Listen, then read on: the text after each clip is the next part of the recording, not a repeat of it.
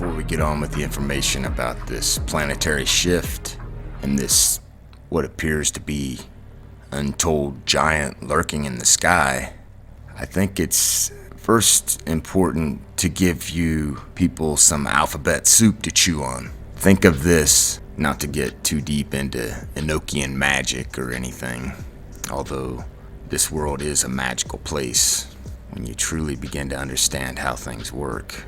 But what if news is an abbreviation for the four quadrants of the Earth: North, East, West, and South, which in Enochian magic, each quadrant has an angel responsible, and by controlling the elements in this plane, your possibilities are endless.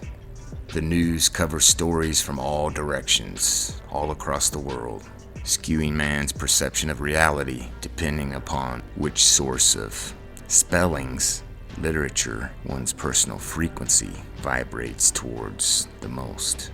No, this isn't a lesson in magic, just simply stating the fact that before there was religion, what we label as magic today was used by the ancients long before there was written communication.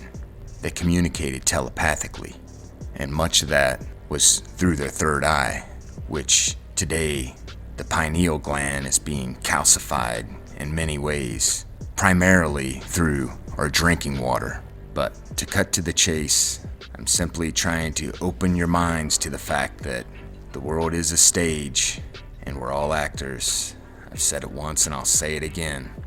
And by controlling the elements, you control this reality. And by skewing man's perception, you distort his personal reality, which the news is quite good at doing. So whether you watch CNN, Fox, which in gematria is 666, or any of these other mainstream media news stations, you might want to consider yourself part of the audience and not part of the act.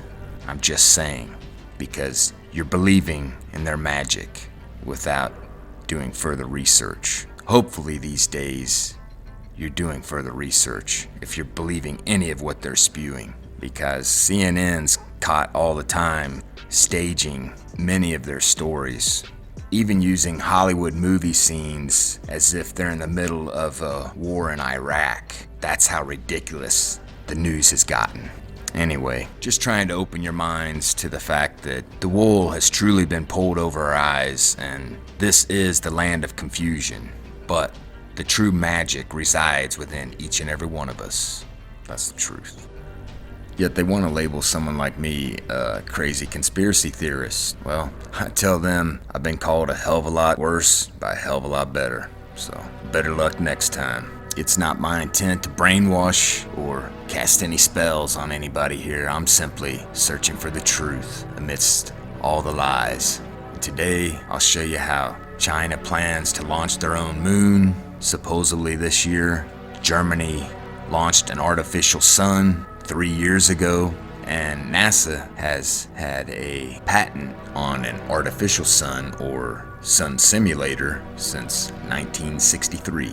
So we'll be delving into that, along with the axial tilt of the Earth, along with theories of the Earth having multiple poles, which could be causing these shifts, and a profound abundance of theory and speculation. I would like to personally thank each and every one of you for being here.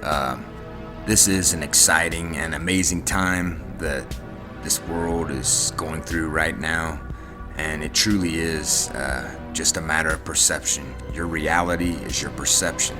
So, this mask, this coronavirus, none of that exists in my reality. I've never been one to really suffer from the flu, so I'm not saying it doesn't exist, it just doesn't exist in my reality.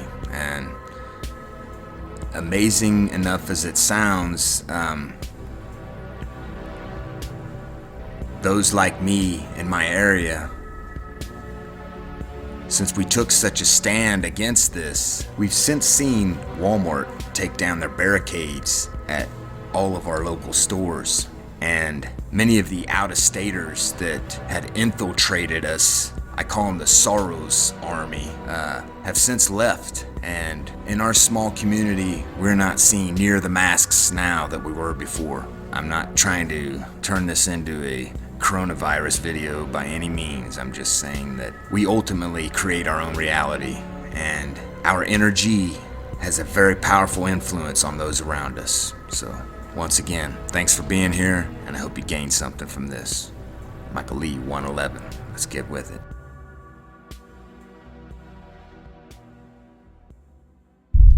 Did you know that Earth has two North Poles? There's the geographic North Pole, which never changes, and there's the magnetic North Pole, which is always on the move. And right now, it's moving faster than usual. Over the last 150 years, the magnetic North Pole has casually wandered 685 miles across northern Canada. But right now, it's racing 25 miles a year to the northwest. This could be a sign that we're about to experience something humans have never witnessed before: a magnetic polar flip. And when this happens, it could affect much more than just your compass. Right now on the surface of the planet, it looks like it's just a bar magnet, right? Our compasses are just pointing toward one pole at a time, because there's a dominant two-pole dipole system. But sometimes, Earth doesn't always just have a single magnetic north and south pole. Evidence suggests that for hundreds to thousands of years at a time, our planet has had 4, 6, and even 8 poles at a time. This is what has happened when the magnetic poles flipped in the past. And when it happens again, it won't be good news for humans.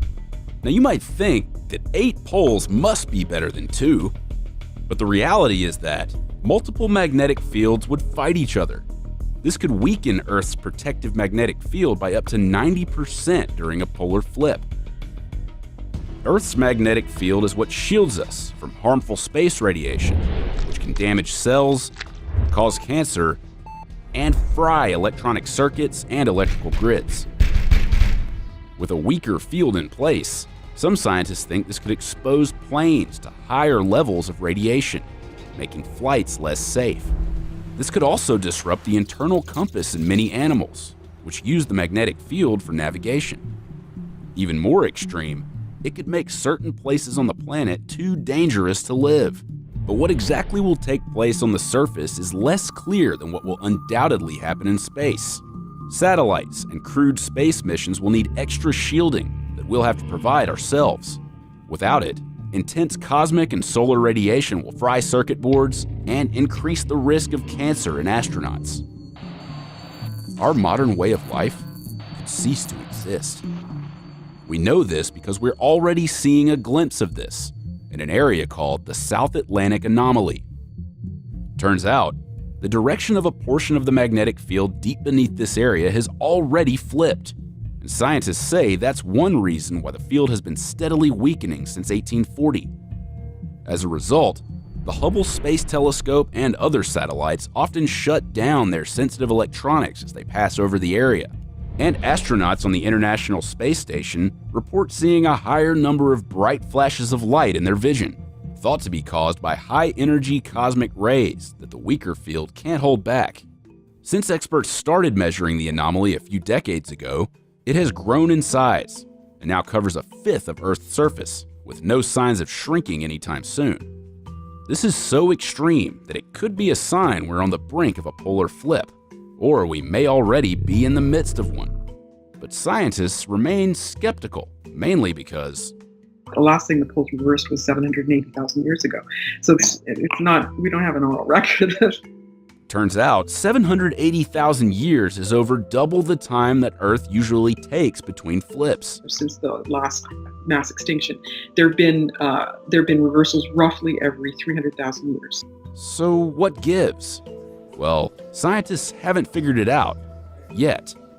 It's unnerving to think that our modern way of life, banking, the stock exchange, missile tracking, GPS, relies on the outcome of something we can neither predict nor control. One study went so far as to estimate that a single giant solar storm today could cost the US up to $41.5 billion a day in damages. And that's with the Earth's magnetic field at its current strength. It's frightening to even imagine the devastation a storm would bring to an Earth with a magnetic field only 10% as strong as it is now. We may not be able to stop a polar flip, but we can at least start to take measures to minimize the damage. The first step? Figure out what's going on with this wacky field. On the hunt are the European Space Agency's swarm satellites that are currently collecting the most precise data on the strength of Earth's magnetic field. Right now, they could be our greatest hope for solving this riddle. Now, I imagine you know where the North Pole is, or at least you think you know where the North Pole is. Did you know, in fact, it has been moving and changed direction since the turn of the century? Well, I am, of course, talking about the magnetic north, not the geographic one. But that magnetic north does impact our GPS systems, compasses, and its movements could be driven by drought. Well, to find out a bit more, we can cross live to Dr. William Brown, who works exactly on locating our magnetic field and following its movements. Dr. Brown, thanks so much for your time. Firstly, can I start actually with that question, about what exactly it is, this magnetic North Pole? And there was a lot of articles this time last year alarming us that it was moving more rapidly and changing direction, but hasn't it always moved? Tell us a bit, what exactly is it and why is it important? Yes, so you're right, it has always moved. The magnetic North Pole and as well as the magnetic South Pole points at the Earth where the Earth's magnetic field is vertical, so it goes directly down into or out of the surface. And that's a somewhat arbitrary point that we use. The thing that is useful for us is that if you were to use, say, a compass, it's the point towards which your compass would point. And that's what separates it from, say, the geographic pole, which is the point at the top of the Earth that the Earth rotates around. And yes, the North Pole has always moved, as far as we are aware, and that's because of the very dynamic nature in which the Earth's magnetic field is generated. So it's generated within the Earth's core. This is a ball of molten iron about 7,000 kilometers across, and the iron is in a liquid state because it's very hot at the center of the Earth, and as it flows around, it conducts electricity, and these moving currents generate a magnetic field in what's called a dynamo or a geodynamo at the center of the Earth. It's much like what you'd use to power your bike lights if you have them hooked up to the motion of the wheel. You have moving electrical currents and they generate magnetic fields from that. But can I ask you, because it has always moved, but it seems to have started to speed up perhaps, and then it changed from heading in the direction of Canada towards changing to Siberia. Now, you have said that the movement is generated by the Earth's core, which is thousands of kilometers under our feet. But, what impacts it? What do you see as the reason for this movement and switch in direction? So yes, it has moved since about 1860. It's moved about 2,500 kilometers. But in fact, the thing that's been quite interesting is that since the 1990s, it's really sped up very much, as you alluded to. So it's gone from moving at around 10 to 15 kilometers a year up until around the 1990s, and then it really sped up to about 50 kilometers a year over that last 30-year period. So that motion, that acceleration, is all to do with the way in which the fluid iron in the Earth's core moves. It moves in such a chaotic manner. It's quite unpredictable for us because we're so far away. It's 3,500 kilometers below our feet. And so the only way we have to monitor the motion of that fluid is by looking at the magnetic field that results from it. So we use it as a tracer to try and understand the way the core is moving. Because it moves in a very unpredictable manner, then the pole as well moves in sometimes quite an unpredictable manner. I have read that some scientists believe that a drought here on Earth and the level of water we have across the Earth has a direct impact on this magnetic field. Do you agree with that? How do you see the interrelation between the two? It's certainly a very complicated one. The Earth as a planet, as an entire system, is a very complicated arrangement of many things. The magnetic field itself, the part that we're familiar with, the bit that gives us our poles, comes from inside in the Earth's core. But when we make a measurement of the magnetic field, what we're measuring is not just what the Earth's core is doing. We're measuring the magnetism of the rocks that we're standing on. We're measuring the influence of the sun, which has a hugely powerful magnetic field, and obviously is very different because it shines on one side of the Earth and while the other side is in darkness. So you have very different behaviors through the day even. The magnetic field is constantly changing, and there's much that we do know about it, and also much that we are still trying to understand in terms of the effects of how climate or the interaction between the sun and the Earth in what we call space weather, how this all interacts with each other, and what that means for the measurements we might make of the magnetic field on any given day. Now, you said earlier that the impact here on Earth, I mean, it might be minor for a lot of us unless we actually head to those poles, but it does impact GPS or compasses, because the compass, the point of the north will change. Does it also affect then animals that migrate and things like that? Tell us a bit more about the impacts and, you know, how we adapt to that as this magnetic North Pole moves. So we do believe that there are various animals that have some kind of sense of the magnetic field, but how exactly they navigate by it is not very clear to us. Humans do it, but we do it in quite a complicated manner. We build instruments like compasses in which to measure the magnetic field, and we understand how to separate the influence of all the different sources of magnetic fields, how to tell what's coming from the Earth's core versus what's coming from the rocks we're standing on, or the activity of the sun shining on the Earth. It's not clear how animals would do that, but we do understand that they may have some sense of perhaps which way is north or where the field is stronger or weaker. That's still very much a difficult question in science to understand how they manage that. But yes, our navigation by compass, you may not get a map and a compass out very regularly, but most people have a smartphone or a GPS system in their car, for example. And while GPS will give you your position, it's often a measurement of the magnetic field made with an instrument called a magnetometer inside your phone or inside your car that gives you the direction in which you're facing. And in order to make use of that information, you have to have a reference, not just telling you where your compass, your magnetometer points towards the magnetic North Pole, for example, but you also have to understand how that relates to where you are geographically. So you have to have a kind of reference map to correct yourself and orientate yourself in the same direction that you want to be facing. Very, very briefly, Dr. Brown, but does the same happen at the South Pole, or is it completely different? It is both the same and different. There is a magnetic South Pole, and it does also move, but it is not tied to the North Pole in a sense that they can move independently of each other. And while the North Pole has moved very quickly and quite a long way in the last few hundred years, the South Pole has not. It's actually been relatively static. Okay, fascinating stuff. Dr. Brown, thanks so much for joining us live and giving us your insight into that magnetic North Pole, opening worlds for those of us that don't follow all these movements. Dr. Brown, they're coming to us live. Okay, if you're just joining us, these are our top stories.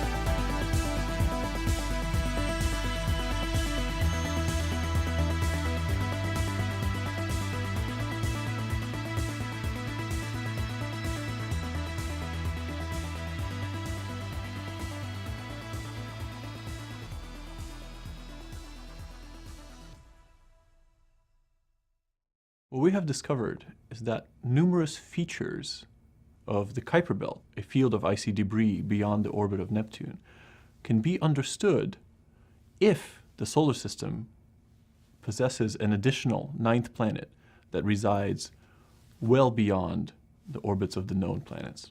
When we looked at the outer solar system, we realized that while most of the very distant objects, these objects beyond Neptune, beyond Pluto, most of these objects, they all go around the sun and they're all sort of pointing off in all different directions.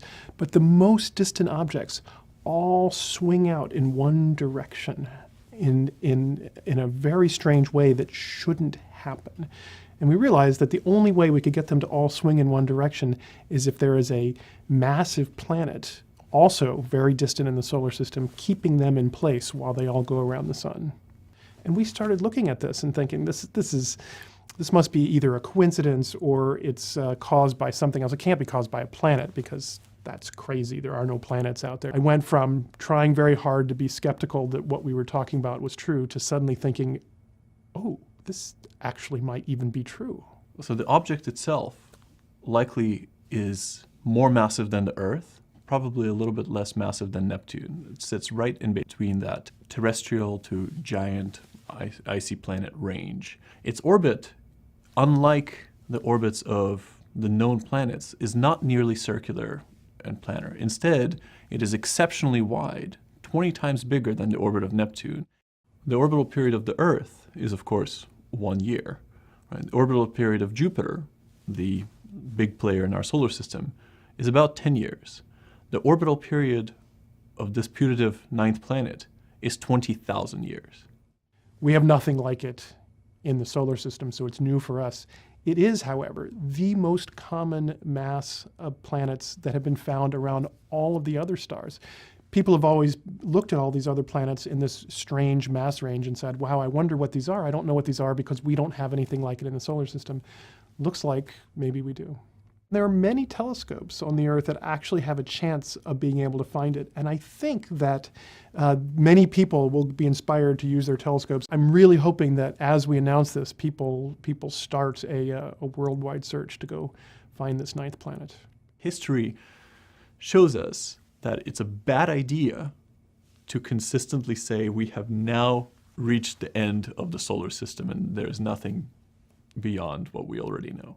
And all those people who are mad that Pluto is no longer a planet can be thrilled to know that there's a real planet out there still to be found. As reported in China Daily, China plans to launch an illumination satellite into orbit above the city of Chengdu. Well, actually 4 illumination satellites. The first as proof of concept in 2020, and the next 3 as the real deal in 2022. Many scientists have expressed concerns that these satellites will amplify the light pollution problems that we already have. Excess light from cities today alters the night cycles of animals, the sleep cycles of humans, and disrupts astronomers' view of space. And a project of this scale will likely make those problems worse. It's not clear in the reports whether the Chinese government has given these plans any sort of official backing, so I suppose for now, we'll just have to wait and see if any new moons light up the sky.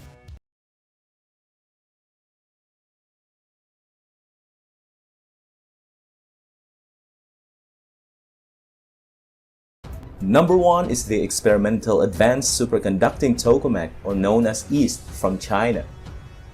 Chinese experts announced that their experimental advanced superconducting tokamak, or known as EAST reactor in Hefei, has already achieved a temperature that is 6 times hotter than the Sun. This sets a new record in fusion technology. Now, for you to understand this, let's put it this way. When we talk about how the real Sun produces a very strong energy, its hydrogen atoms need to fuse into helium and eventually into heavier elements. The fusion process releases large amounts of energy. So, to copy this process, we need to have a technology that can harvest large amounts of energy that is released as a result of atom fusion. But first, you need to fuse these atoms together for them to release energy. However, that's the hardest part and not an easy task. Imagine, in order to fuse these atoms together, you need to do something to force them together. You could just think of like smashing, slamming, or squeezing them hard together with all you can for the fusion to take place. But China has successfully done this, and hopefully this artificial sun will be ready this year.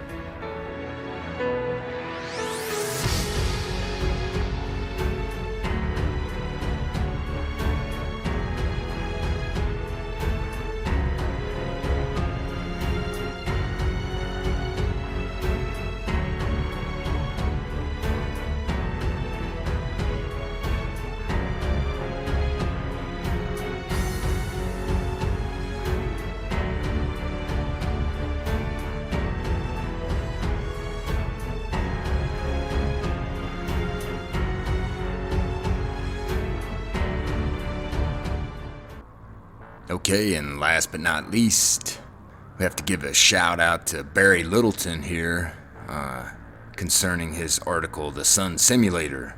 It states, "This is the solar simulator that was patented in 1963 and uses a variety of high-intensity LEDs to replicate the sun for various purposes, including lighting artificial environments. The conspiracy theories that have grown around this thing are outlandish, ranging from 'this is our artificial sun' to 'it's being used to fake eclipses' and 'hide the infamous planet Nibiru.' Let's start with the hard science first. Besides the other dozen ways we could prove these conspiracy theories false, the 2 U.S. patents for this device are number US 3325238 and US 3239660, which can be researched on Google Patents, quote unquote, along with the inventors and developments of the technology for the last 50 years. Do the research for yourself and discover how large of a simulator they have actually built and tested. Link to U.S. patent for the solar sun simulator. And there's a link here in the description. Actually, I'll just go ahead and post this picture that I just read from. Anyway, so thanks, Barry. You just crushed all my hopes and dreams of ever possibly seeing Nibiru. No, I take that back. You didn't crush my dreams, Barry. Matter of fact, you've given me more inspiration to continue my fight. This is my destiny. I was led down this road, this path for a reason, so. After all, the Anunnaki's my family. They're yours too. Don't you really want to know where you come from? Anyway, until next time, Michael Lee, 111 out.